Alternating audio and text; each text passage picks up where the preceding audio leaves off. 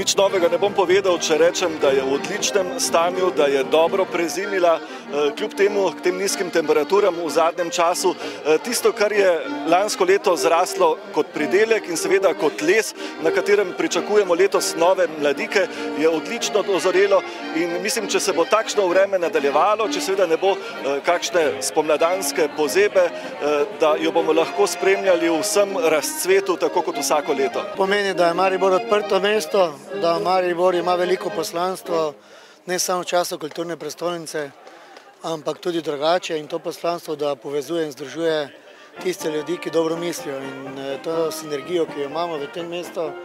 želimo širiti in potomke naše najstarejše trte so na vseh kontinentih sveta in mislim, da je prav, da vsako leto cepiče tukaj simbolično predamo, potem tudi potomko posadimo in da skrbniki za njo skrbijo. Ta suša za trto ni nič posebnega, sploh pa ne za najstarejšo trto. Njene korenine so globoko proti Dravi in dokler bo v Dravi kaj vode, ta ne bo trpela suše. Mislim, da se kultura pitja vina na našem delu, ne samo na našem, ampak v celotni Sloveniji izboljšuje.